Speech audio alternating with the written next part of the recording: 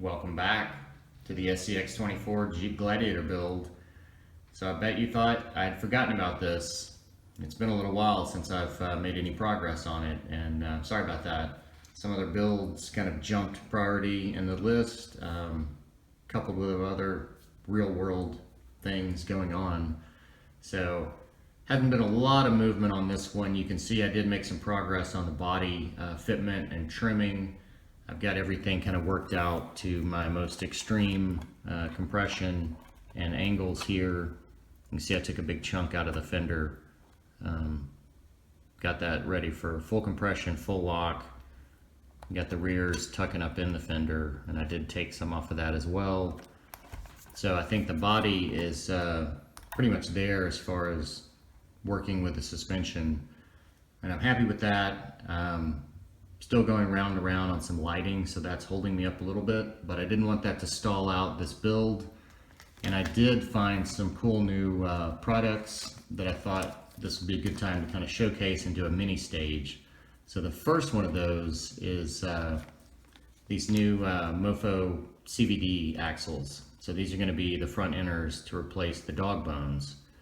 So if you remember from stage one, this had extremely good steering throw, but at full lock, one side was bucking fairly bad, one side was a lot smoother, but still, you know, a little bit of kicking, but a really good angle. So I'm hoping this will alleviate any of that bucking and potentially maybe give a little more steering throw. So that'll be a swap out for that front inner axle. Another cool thing that came out, and last time I mentioned, you know, it'd be awesome if these brass links matched the bronze shocks, bronze wheels. Well, a couple weeks after I said that, INJORA came out with these stainless steel high clearance links in bronze. So I'm gonna swap these in, and these are super heavy. They're solid stainless steel as compared to these hollow brass tubes, and they're also a thicker diameter. So we're gonna get these assembled, swapped in, and then I'm gonna save these RC Addiction links for another build. There's nothing wrong with these at all. This is really just a color swap, and it'll get more weight down low, which will be good with what I'm gonna do on the top. I'm gonna need a little counterweight. And then the last purely unnecessary item is another little bronze highlight here. So this is from INTEGY. It's just the pinion spur cover. They did not make a transmission in bronze. They didn't make a transmission skid in bronze, which is weird, but I did pick this up. So get that thrown on in place of just the stock plastic one that's in there. And I think that'll really tie the chassis together, all the bronze highlights, especially the links. And I think that added low weight with the two brass axles is gonna really help, especially with the plastic wheels that really have no weight. So not a lot to do on this little mini stage, but we're gonna jump right into it.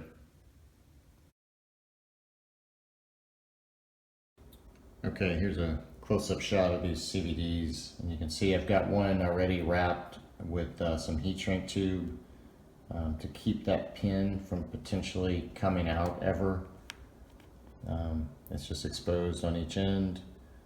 So just wrapping that and then heat shrinking it with something will keep that from happening. So I'm gonna get these swapped in, and hopefully there's no fitment issue, and we'll see what they do. All right, I've got this thing plugged up to test, and already found a little issue here.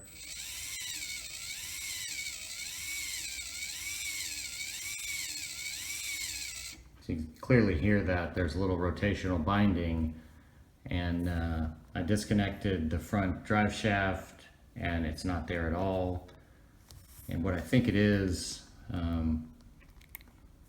these pins on the CVD were not symmetrical, like one pin in stuck out a little further than the other. Then when I added the thickness of the heat shrink on there as well, when it rotates, I believe it is rubbing the upper or lower knuckle arm. Let me set this down and see if we can't see that, but it looked like it was starting to rub a white spot kind of on the heat shrink tube.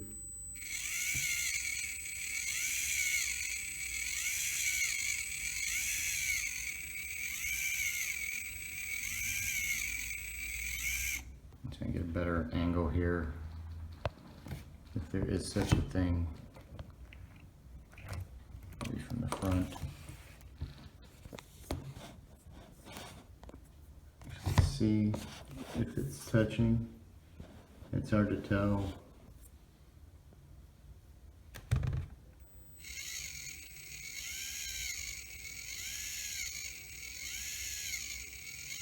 But I do believe it is. You can kind of see the shape changing as it kind of in sync with the noise.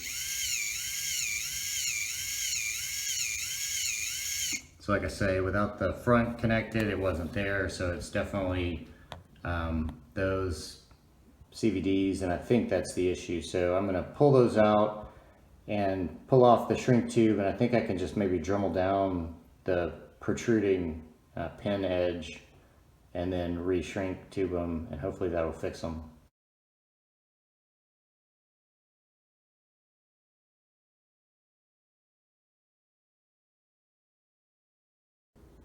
Okay, here we are, the moment of truth.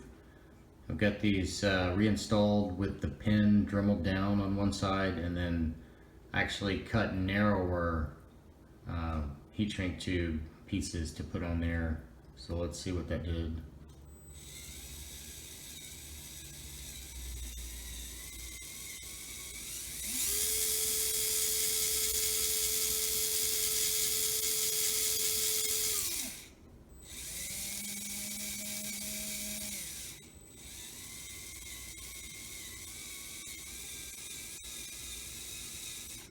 Seems like that took care of it.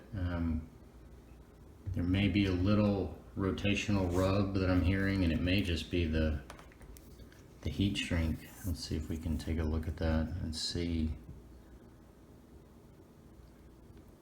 It's basically the inside edge of the brass axle knuckle mount out at the tip is where it was potentially probably the tightest. So I can see a gap in there now.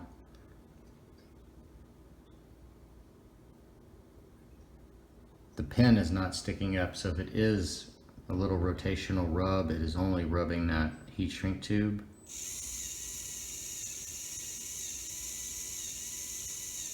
I'm just slightly hear something. I don't feel it though. I don't feel resistance. So that's good. So the metal pin was actually pushing and causing resistance. This feels super smooth. You know, even if that heat shrink tube is rubbing, it will eventually wear down and it won't.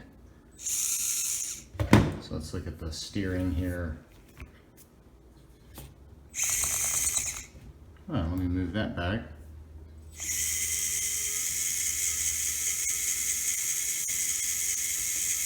So it's like a really good angle. So I guess we'll take a closer look at it when we get the link switched out, get the wheels back on there. But for now, I'm happy. I think those are functional and there's no issues with them. Moving right along, got the bronze spur gear cover installed. That looks nice. So I'll peek through from the bottom as well. So now we are on to the links here. So I've got these out, and it looks like they come with hardware, I guess for just the upper 4-link they give you, and then all of your rod ends and your balls. And what's funny is I thought they were printing these wrong as typical. You can see it's on the same side, but then I looked over here at the fronts and they're actually on opposite sides. So you don't see it on the bottom, it's on the opposite side here. So did they just put in 2 of the same ones in the package? I don't know. INJORA, you are a mystery with your link labels. So anyways, I'm gonna assemble these, weigh them, and then I'm gonna swap them out, and then I'm gonna weigh that set I pulled off in brass, just so we can get a difference here and see kind of from the hollow brass tube to the solid stainless, what the weight gain is. Here we are with the assembled bronze links, ready for weigh-in. And these guys went together really nicely. No O-rings. They basically thread all the way to the end and line up, so there wasn't really much hassle. And you can always unthread the ends if you want to get a little more length. Say you want to kick your front axle, the bottom forward, something like that. You can do that little tweak with these. So we get those all on here. Let those settle. So it looks like we're sitting at 31.4 grams with these bronze colored stainless links. So remember that number, and we'll swap these in, pull off those hollow ones, and give those the same weigh-in treatment. All right, here we are with some front end progress. So I've got those links hung. Those look great, all matching. And as I was putting on the wheels and tires, they would not tighten down all the way, or I guess the scale hubs tightened all the way, but there was still some wheel wobble. So just a little difference, I guess, in these CVD axles, just how the wheel maybe sits on there, the hex. So I had some tuning weights in mind, potentially anyways, so went ahead and grabbed those. So let's go ahead and toss one of these on here. So that is 9.6 grams. So I've already got it, as you can see, installed on this side, and the wheel fits snug, and it's still got, so it's tightened down, so the wheel is fully tightened, but it's got all the play in the world. So I don't subscribe to the, you can't tighten your wheel nuts down. You can if everything is set up properly. If it's not, you'll have binding, but if you've got everything set up right, you can tighten those wheel nuts down and your wheels will still have plenty of play. So I'm gonna get this side on and then we'll get to the rear. Look at that. That is beautiful. That's what I want to see. All matching bronze. So you can see I've got some other weights out here. These were kind of no-name weights off of Amazon. And of course they have a name, WeHex. But you can see they're thicker and they're raised around the hex. They kind of have an inset there, where these INJORA are thinner, they're flat. So these are going to weigh less, so they're going on the rear. So I might as well go ahead and get these weighed up. So 6.8 for these little guys.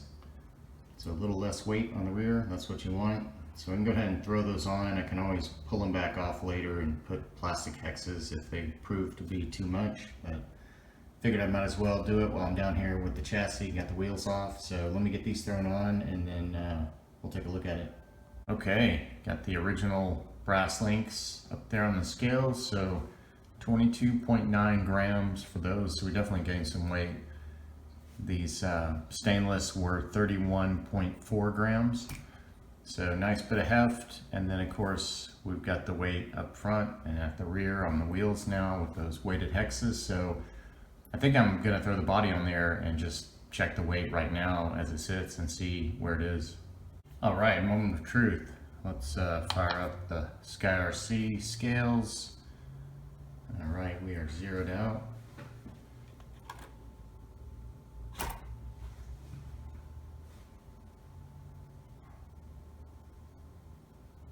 Let that settle down. So it looks like we're going to be 432.7 grams. Let's give this a little wiggle side to side. It's going to settle back at 51.49, so a little bit off side to side, but pretty close. And a little bit of a front ratio, 56.44. So we may end up pulling those hex weights off of the rear after all. But of course we don't have any of the accoutrement on there yet, the scale goodies. Not going to let you in on all what's going on, but there's going to be a little bit more weight added, so we may need to keep some of the weight down low at the wheels. you know, it may just end up being what it is, but that's where it sits now. So that's kind of a mid-build weigh-in update. So I think now I'm going to get it turned on, and we'll take a look at kind of the steering radius, steering throw, I guess, with the wheels on. A little bit easier to see, compare it maybe against last time. All right, let's take a quick look at these. I've got these adjusted. So that's pretty tight. Let's see how smooth they are at that extreme angle.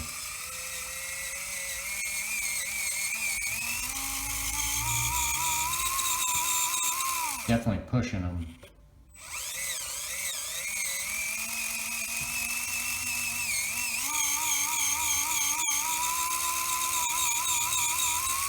But they seem to be doing it.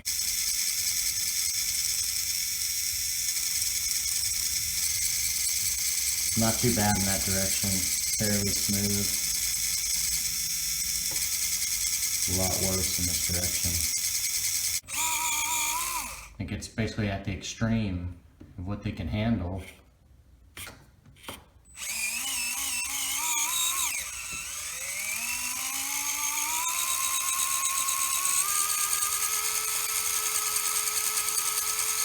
Starting to kind of want to buck. This side is smooth. And that could be the little piece of heat shrink tube rubbing as well. That's a possibility that's kind of causing that. It may not be the CVD.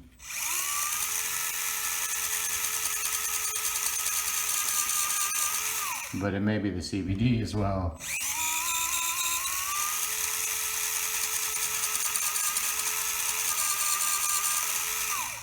So they're definitely smoother than the dog bones at that full lock. They're not jumping around and bucking, but there is, you know, there's a limit to these as well. So I think I'll leave them as adjusted for now, and just have to drive it. I can always back off the dual rate, but typically I'm not going to be hopefully turning maybe that extreme. I don't know. And as with anything, maybe they'll wear in and get a little bit smoother at some of those extremes. I know the dog bone pins and the cups usually wear in if there's, you know, if they're hitting extremes, and they'll soften edges and they'll get a little bit smoother. So maybe that'll be the same with these, but only time will tell. Have to get it out and actually test it, drive these for a while and see how they hold up. But cool new product, glad I put them in. But I think that's probably going to wrap us up here for this little mini session.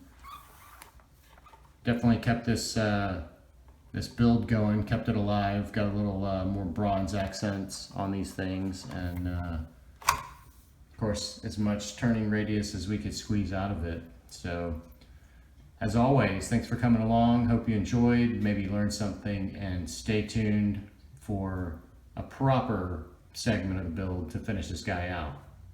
Until then, thanks for watching.